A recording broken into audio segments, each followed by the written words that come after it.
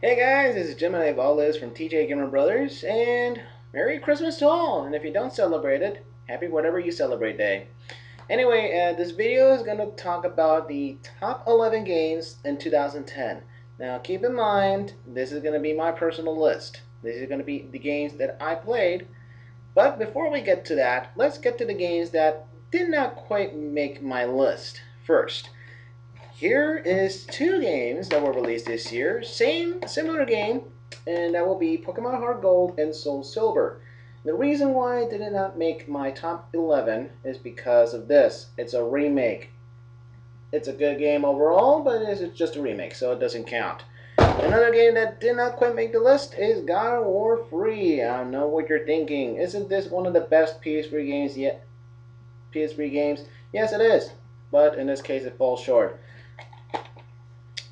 Metroid Other M.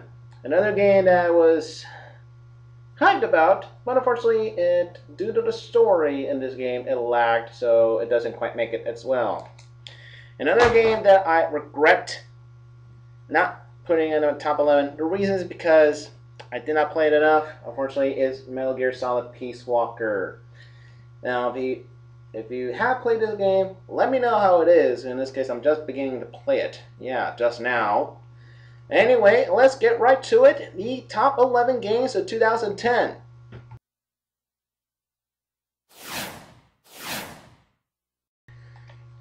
Sin and Punishment, Star Successor. That's my number 11 game of the year. The reason why, it's a fun game overall, and it's really underappreciated. If you haven't bought this game, buy it. If you're a fan of those arcade shooters like Time Crisis or any other shooters that are in the arcades, in this case, Star Successor is your kind of game.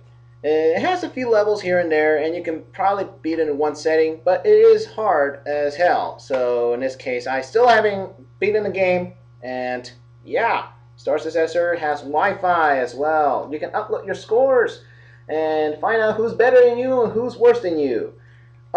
Overall, Star Successor is a great follow-up to the original Sin and Punishment on the 64, and it's a cool game overall. I suggest you buy it if you haven't.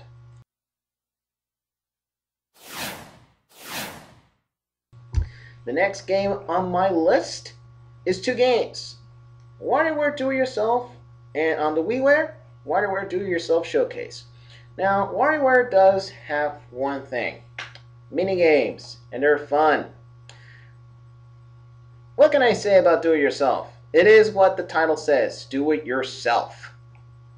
You can create your own mini games, you can upload them by Wi-Fi, and chances are you might be the next popular guy to upload a good mini game. And again, a showcase in WarioWare Do-It-Yourself has weekly downloads or bi-weekly, depending on the theme or anything else. Overall, Showcase and Do-It-Yourself are very fun. DS worthy title.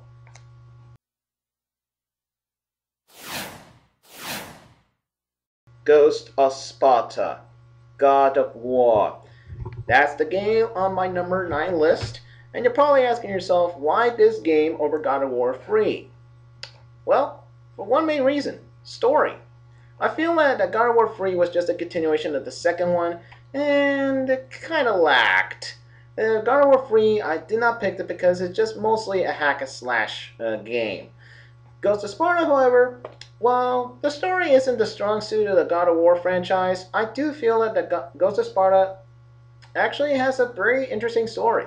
It's not the most typical God of War game where Kratos just seeks revenge. Kratos just wants to find his brother. That's it. And throughout the game, you actually have a fun time playing the game.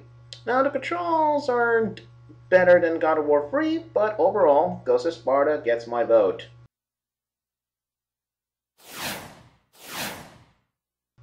The next game on my list is a downloadable game for the PlayStation Network and the Xbox Live Arcade, and that is Scott Pilgrim vs. the World. Now, this is a fun game overall. In this case, even if you don't like Scott Pilgrim, you got to appreciate the gameplay that it has here. It has 4-player mayhem. It's a classic beat 'em up, which I very much liked in the old days. And it has very old school references. There's Mario, there's Kirby, Mega Man. Uh, it references a lot of video games. I can't name it right now because it will take too long to reference them. Overall, Scott Pilgrim vs. the World is well worth the price, and it already has a downloadable content. It's only $2. You can get Knives Chow as a character, and you get a few extra modes here and there. Overall, for $12 for a complete Scott Pilgrim vs. the World game is very worth it. So I suggest you download it now.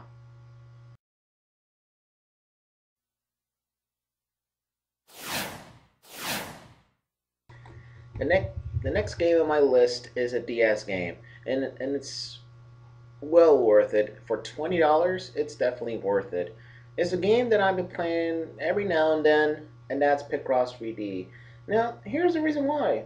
It's a good time waster if you're going to work or in a long trip or something. Yeah, it has over 300 puzzles, over 350, and also, you can download a lot of puzzles from a lot of users. Is user generated, like the previous game I just mentioned, WarioWare Do It Yourself. This also is user generated, and it does add a factor of replayability every now and then. And it, like I said, is a good time waster. So what else can I say about it? It's 300 over 300 puzzles, and there's a lot of user generated content. Overall, for $20, it's well worth it.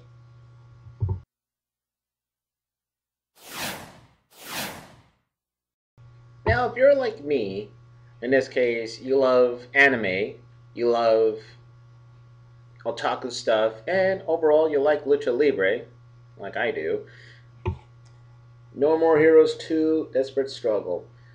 It sets it a few years after the original one, and there's a lot going on this time around. This time, it's around 50 rank assassins you're trying to beat, all for the purpose of actually avenging your friend's death.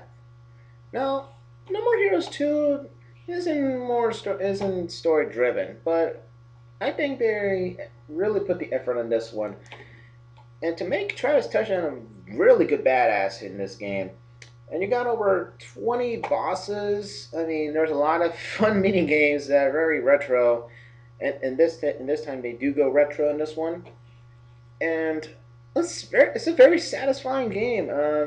Again, like Sin and Punishment that I mentioned before, is very underappreciated. And in this case, right now you can find it cheap for like probably 20 or 30 bucks. Well worth it, and I suggest you play it. Now you get to play as three characters. Now you play as Travis Touchdown. Uh, at one point you play as Shinobu, and then one point you do play as his twin brother, Travis's twin brother. Overall, Desperate Struggle gets my number 6.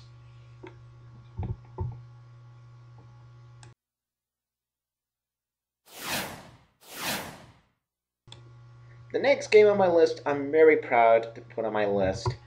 Sonic Colors for the Nintendo Wii. Eee! Sonic! Yay! Sorry for that, I'm just a fanboy of Sonic, and sue me if I show favoritism here. Well, Sonic Colors is a fine game. It's one of the best Sonic games, best console Sonic games in recent years. I already talked about it in my review, so I don't have to go around talking about it again. The characters are great. In this case, adjustable Sonic, Tails, Eggman, and a few robots here and there. There's also a DS version of it, which I still have to check out, because in this case, from what I played in the demo, it's looking like Sonic Rush 3. Overall, Sonic Colors is my number 5, and if you don't like it, haha, suck on it.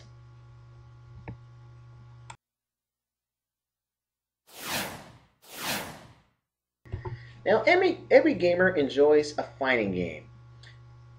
Talk about Street Fighter, Mortal Kombat, King of Fighters. What other fighters are there? Well, anyway, number 4 on my list is a fighting game that can be found on the PS3 and the Xbox 360, and that's Blaze Blue Continuous Shift. Now, this is a sequel to the original Blaze Blue Calamity Trigger. It has a great balance of characters. It adds a few new characters this time around. The story is well told, almost. And it sets the tone to what, spoiler, next game.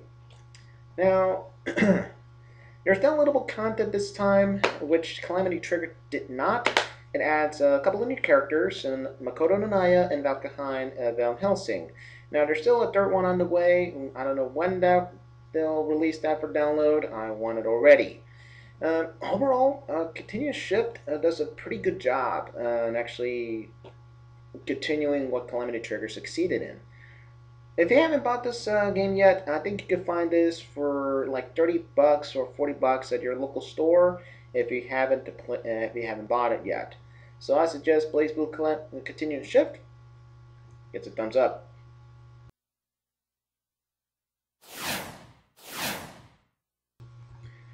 Now the next game on my list is a remake of an original game. Now I know what you're thinking. Didn't already cut out Heart Gold and Soul Silver because it's a remake? I forgot to mention one reason for that. The lack of DLC for the American version. So in this case, that's another reason for me why I cut it out of my top 11. This remake, however, is GoldenEye 007. This is awesome! GoldenEye 007 sets the bar for what the original GoldenEye did for first-person shooters. Now I know it's not going to be innovative like Call of Duty or Halo or any other of those mainstream first-person shooters. If you're like me, you like the old school games. And GoldenEye 007, when I heard it was going to be remade for the Wii, I was skeptical about it. And to be honest, I bought this regardless. And the instant I played this game, I was instantly hooked. Now, in this case, the campaign is around 10-12 hours to complete. And, of course, you also have multiplayer. That's where GoldenEye thrives. Multiplayer is awesome. I still get my ass kicked on multiplayer many times in this case, and that's just local offline. I still haven't played online because just scared to go online. There's a lot of good players out there. I'm gonna get my ass kicked. Seriously, I'm not the best online player. So, be gentle on me if you end up facing me in GoldenEye, please. Please.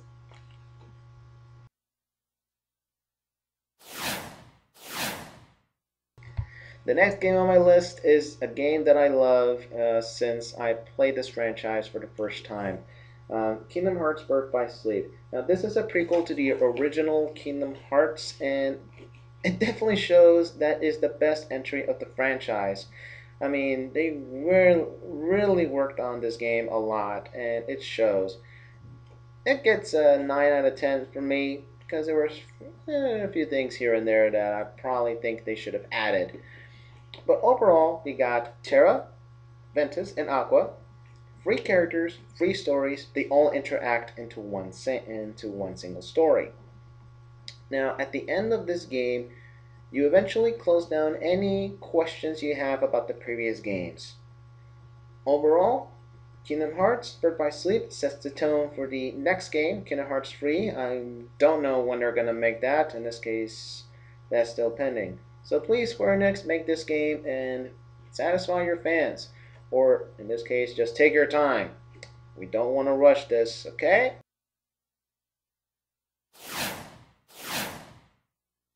And the top game of 2010 for me is definitely Super Mario Galaxy 2 for the Wii. Now, what can I say about Mario Galaxy 2 that hasn't been said already? It has great soundtrack. It has a great platforming design. It has great lovable characters that you know and love from the Mario franchise. You can use Luigi this time. You can definitely use Luigi. Screw Mario, I'm using Luigi. I prefer Mario. Oh, anyway, yes, you can use both characters this time. At times, you can use Luigi, and after you beat the game, after you beat Bowser for the final time, you can definitely switch around Mario and Luigi this time and search for the green stars. Now, overall, there are 242 stars to complete, and it's definitely worth the task. 20 to 30 hours of gameplay is definitely worth it. Best Mario game of all time. And thank you so much, YouTube, and any other internet source out there. And thank you for watching.